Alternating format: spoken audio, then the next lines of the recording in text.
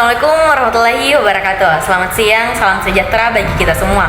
Perkenalkan, saya atas nama Arsitas Miranda dengan NIM 22020160008 dari program studi Diploma 4 Teknik Sipil Bangunan Gedung. Pada hari ini kami akan menayangkan hasil presentasi yang telah kami buat dengan tema K3 Laboratorium. Pada saat kami mempresentasikan, Anda diharapkan memfokuskan mata terhadap apa yang kami sampaikan. Tentunya saya tidak sendiri, saya ditemani oleh rekan saya yaitu saya Siti Syabina M. Nuntung dengan NIM 22020160028 sebagai presentator pertama. Saya Widya Astuti dengan NIM 22021600001 sebagai presentator kedua. Saya Safitri dengan NIM 220201600030 sebagai presentator ketiga. Nah, apa sih itu K3? Keselamatan dan kesehatan kerja secara filosofi dapat diartikan sebagai suatu pemikiran atau upaya untuk menjamin ketentuan dan kemampuan baik jasmani maupun rohani tenaga kerja pada khususnya dan masyarakat pada umumnya terhadap hasil karya dan budaya menuju masyarakat adil dan makmur. Secara keilmuan dapat diartikan sebagai ilmu pengetahuan yang diterapkan dalam usaha mencegah kemungkinan terjadinya kecelakaan dan penyakit akibat kerja. Atribut atau APD yang digunakan di dalam laboratorium. Pertama, ada baju laboratorium. Baju laboratorium atau lab coat berfungsi melindungi badan dari percikan bahan kimia berbahaya. Jenisnya ada dua, yaitu jas lab sekali pakai dan jas lab berkali-kali pakai. Jas lab ini bisa berupa A. Flame resistant lab coat, jas lab yang bahannya dilapisi material tahan api. Baju lab jenis ini cocok digunakan untuk mereka yang bekerja dengan peralatan atau bahan yang mengeluarkan panas. Misalnya, peleburan sampel tanah, pembakaran menggunakan tanah bersuhu tinggi, dan reaksi kimia mengeluarkan panas. Yang kedua, ada kacamata keselamatan. Percikan larutan kimia atau panas dapat membahayakan mata orang yang bekerja di laboratorium. Oleh karena itu, mereka harus menggunakan kacamata khusus yang tahan terhadap potensi bahaya kimia dan panas. Kacamata tersebut terbagi menjadi dua jenis, yaitu clear safety glass and clear safety goggles. Clear safety goggles merupakan kacamata keselamatan biasa yang digunakan untuk melindungi mata dari percikan larutan kimia atau debu. Sementara clear safety goggles ini digunakan untuk melindungi mata dari percikan bahan kimia atau reaksi kimia berbahaya. Yang ketiga, ada sepatu keselamatan. Sandal atau sepatu sandal dilarang digunakan ketika Anda bekerja di laboratorium. Mengapa? Karena keduanya tidak bisa melindungi kaki Anda ketika larutan atau bahan kimia yang tumpah. Sepatu biasa umumnya sudah cukup untuk digunakan sebagai pelindung. Namun, laboratorium perusahaan besar, sepatu yang digunakan adalah sepatu keselamatan yang tahan api dan tekanan tertentu. Selain itu, terkadang disediakan juga plastik alas sepatu untuk menjaga kebersihan laboratorium jika sepatu tersebut digunakan untuk keluar dari laboratorium. Yang keempat, ada pelindung muka. Seperti namanya, pelindung muka digunakan untuk melindungi muka Anda dari panas, api, dan percikan material panas.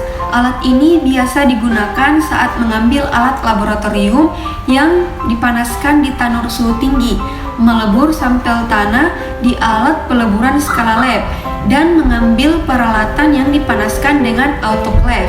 Yang kelima, ada masker. Bahan kimia atau reaksi kimia yang dihasilkan bisa mengeluarkan gas berbahaya. Oleh karena itu, masker sangat cocok digunakan sehingga berbahaya tersebut tidak terhirup. Dilihat dari jenisnya, masker bisa berupa masker biasa yang terbuat dari kain dan masker khusus yang dilengkapi material penghisap gas. Masker biasa umumnya digunakan untuk keperluan umum, misalnya membuat larutan standar. Sementara itu, masker khusus digunakan saat menggunakan larutan atau bahan kimia yang memiliki gas berbahaya, misalnya asam klorida, asam sulfat, dan asam sulfida.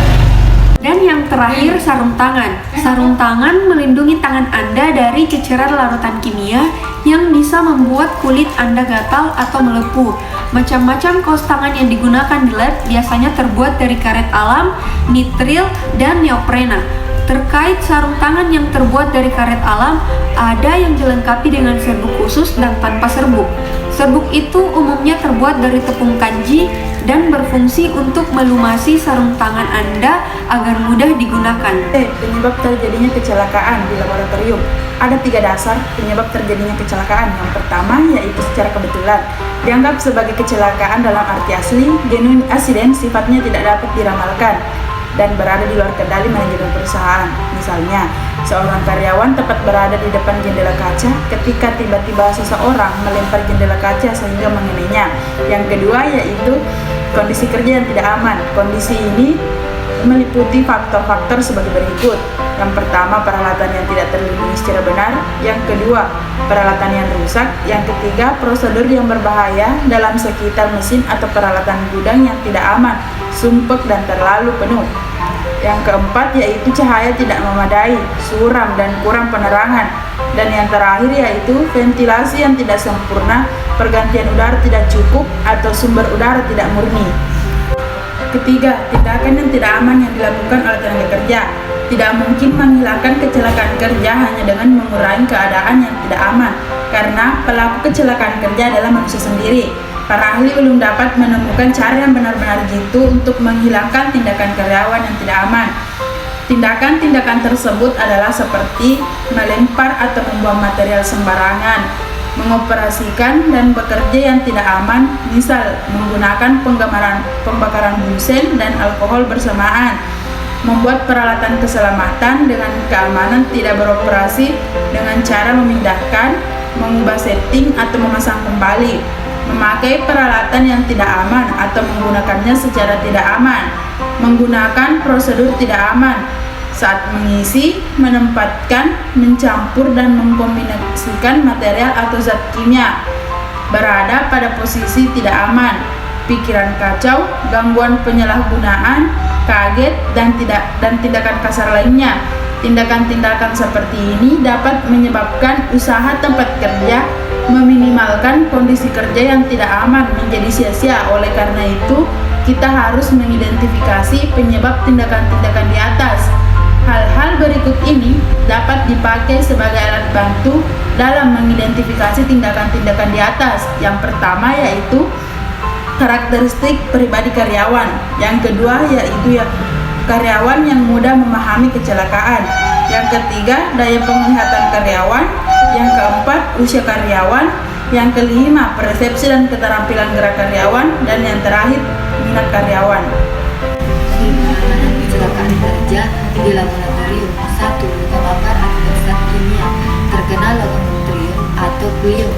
Logam yang menempel seleksinya diambil, kulit dicuci dengan air mengalir kira-kira selama 15-20 menit, lalu netralkan dengan larutan di 1% asam aset, kemudian dikeringkan dan dioleskan dengan salam blend atau luka ditutup dengan kapas steril. Kapas yang sudah dibasahi asam tikrat. 2.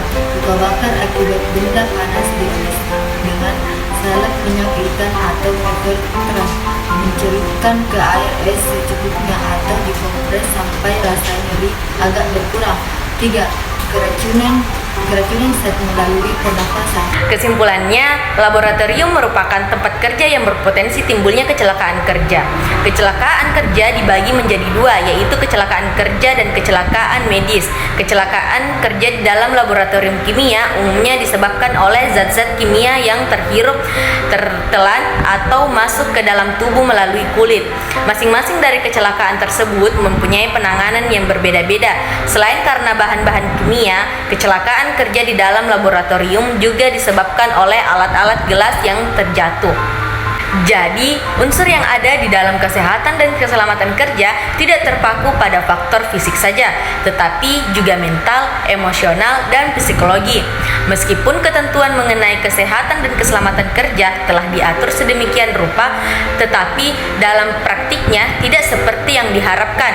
Begitu banyak faktor yang di lapangan yang mempengaruhi kesehatan dan keselamatan kerja seperti faktor manusia, lingkungan, dan psikologi. Masih banyak pula perusahaan yang tidak memenuhi standar keselamatan dan kesehatan kerja. Sekian hasil dari presentasi kami, lebih dan kurangnya mohon dimaafkan. Akhir kata, wassalamualaikum warahmatullahi wabarakatuh.